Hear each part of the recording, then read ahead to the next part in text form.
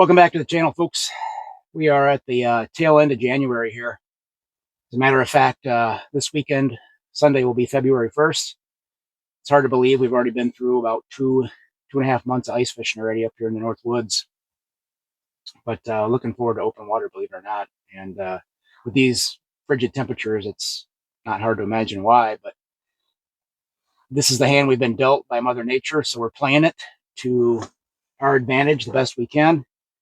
We've been below zero for quite some time now. Lots of ice, over 20 inches. Snowpack was about 3.5 inches, but that's condensed and froze to a solid layer, almost meshing in with the ice. So travel is not real difficult up here right now. Doing something a little bit different today. We have to focus on high percentage areas when it's cold out like this, because we're not going to be doing a ton of hole hopping. So we've pulled up between two islands. I've got an island off to my east and one kind of behind me towards the north here. And they kind of come out and slope gently towards a basin area. So we're kind of going to start out where that slope meets the basin and kind of work our way up to the island flat as the day progresses. There's weeds up there, a lot of mud down here, a lot of bugs. So again, high pressure today, bright sun. Try to put yourself, if you have to be out fishing, if this is your day to fish and you don't want to sit inside, put yourself in a high percentage area like this, and I'll try to show what that looks like on the map here as we get further into the video. But right now, we're going to go try to set some hooks. Let's see what happens. See what we got here. There's no telling what you're going to get in between these two islands. Little bluegill to start the morning. Nice little eater. Nothing wrong with that one there. Good start. Lots of fish down there, so that's a good thing. Like I said, we're kind of in this zone where there's two islands that kind of slope down to a basin. We're kind of in the middle of that slope where it kind of flattens out. That's where we're starting. A lot of marks down there, but as the day progresses, I think these fish will start to move up, especially around magic hour. We're going to be in that little shallow flat spot up there. And when I say shallow flat, I mean 10, 12 feet. It kind of bottoms out up there, and there's sparse dead weeds. So that's probably where we're going to end up at sunset. But we'll just keep working our way up and jigging away and keep swinging, right?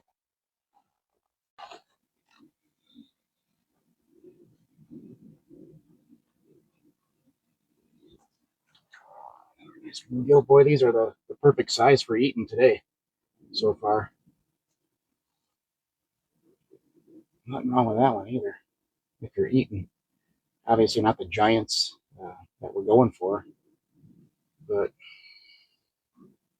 if the dude was wanting a fish fry, there's a nice little pot of fish fry fish here. I mean, that would eat. We just had the mother load of fish come in, and figures the smallest to medium-sized mark beat all the bigger marks to it. I guess that's where a live scope will come in, but I don't have one. I'm sticking with the Vex. Nothing wrong with this unit except for when that happens. That's a nice fish. Another eater. You can see there's a lot of these 8.25 inch fish we're getting. That one might be a tad bigger than that, maybe 8.5, but a lot of fun when there's a lot of fish down there.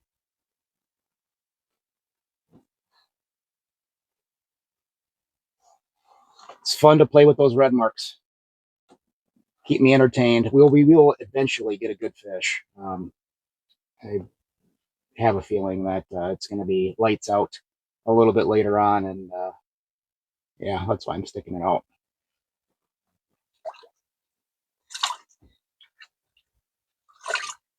Nice fish. That's a solid fish. I knew there was bigger ones down there. I was seeing the marks. It's just some of those 8.5s are beating these 9s up. That's a beautiful fish. That's more like it. I knew this body of water had these in here.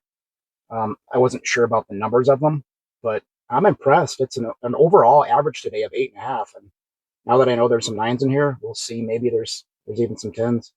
Solid fish. Pretty colors again, too.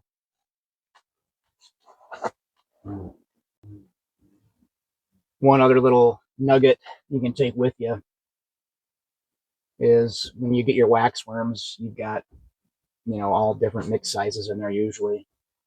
To get these bigger fish to go today, I'm taking the biggest ones that they've got in there, and 2 of them, squishing them. There's times when they're going to want the smallest ones. There's times when they're going to want an average size one, whatever that is. And there's times they're going to want them big ass juicy ones. And today, believe it or not, in this bright, sunny, finicky, high pressure bite that we've got going on, they want these big old gobs on there. And you can put down a small one thinking, okay, for sure he's going to come up and suck that in, right? Just has not been the case. You got to adjust to what their program is. Their program is 90% of the time is not your program, so you got to figure it out. And that's part of the fun, right? At least it is for me. That one came in a pack of about a dozen fish. There are just a ton of fish down here between these little islands here. That's another nice one. It's probably another 9. Tell you one thing too that I found, which is pretty fish. He just beautiful colors. One thing that I found too that's usually a big no-no is some of these bigger marks were racing up to the bait and they wouldn't do it, but they would sit there, and I could only get them to climb that staircase for so long before they would start sinking back down, but they would hold there for a minute. So what I've been doing is letting the bait go past them, which is usually a no-no, but then I saw the bigger marks following it all the way down to the bottom, and then I would lift up about 6 inches off the bottom, if that, and they would eat. So that's the last 2 fish I've done that, and they've both been better fish. So I know it's usually a big no-no. It's usually a cat and mouse game, but going down the stairs is working today for bigger fish. So we're just going to stick with it.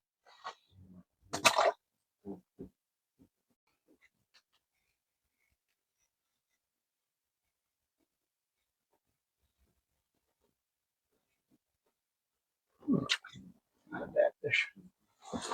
Again, look at the build on these. That's about an 8, maybe 8 3/4, definitely over 8.5. But look at the build. Pretty impressive build on these little guys. Nice orange belly, solid ear tab, defined stripes. Love these things, man. And they just dig circles. It doesn't matter if they're 7-inch or those 11s we get sometimes. They just pound, pound, pound.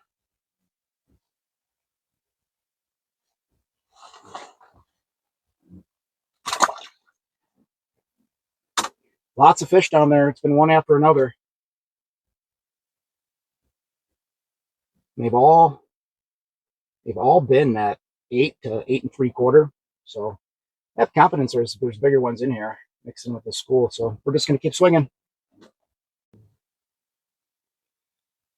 It's borderline getting to become a slam fest. Nice mix of fish too. Perfect eaters. No real dinks today, which is nice.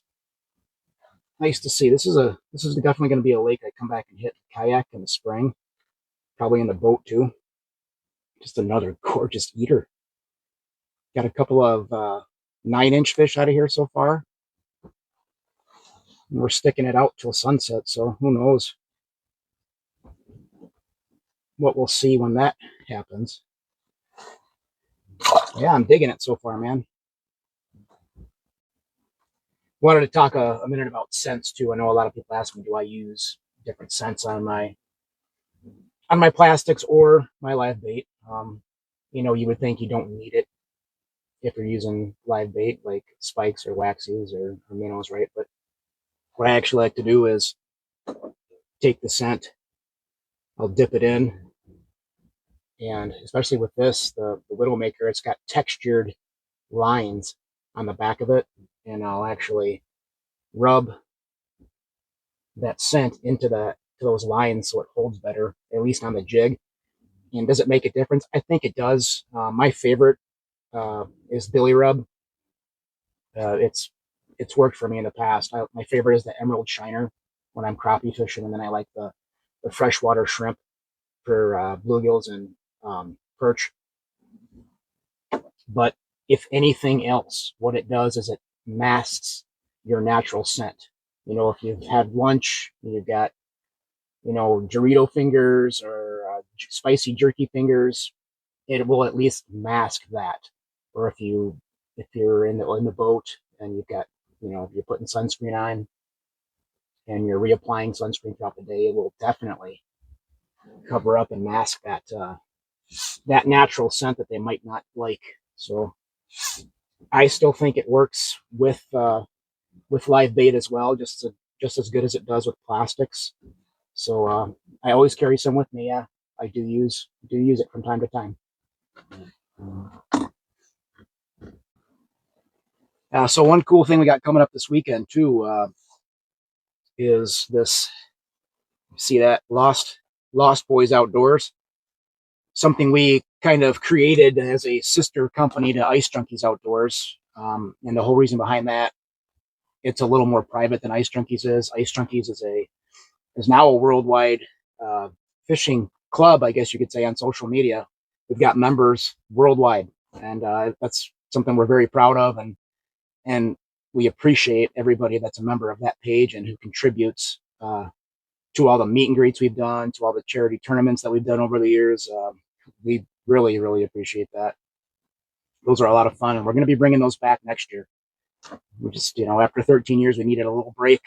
We needed to recharge the batteries a little bit and get out here and do a little fishing ourselves and kind of get lost in our passion again. And that was the whole purpose for this Lost Boys Outdoors, is we want to scale back a little bit and keep it a more private group. So we're going to be doing a video session this coming weekend, both Friday and Saturday, with a few of our members from Lost Boys Outdoors. And we'll try to keep it as PG-13 as we can, but we're going to be raw. It's going to be just a couple of, 4 or 5 guys, good buddies that are going out fishing. And there might be a little bit of language. I'll try to edit most of that out. There might be a few cocktails. That's okay. That's not against the law. So we're keeping it real. A lot of fishing companies won't show you that, and rightfully so.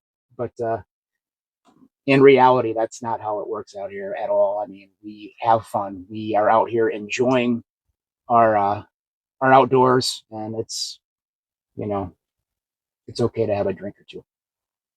But anyways, so we've got a bunch of these hoodies. We've got decals. We've got beanies. We've got trucker hats, and we're going to be giving those away one a week.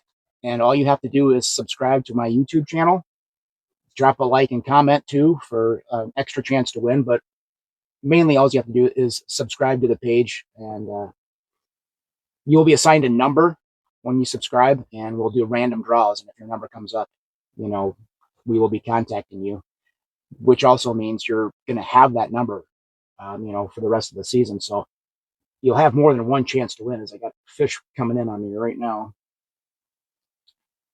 So yeah, that's just something we're doing. I look forward to doing that this weekend. It's going to be something a little different. It's going to be hard to, chase everybody around and get fish on film, but it's something. Oh, I swing and a miss. That's a good mark too.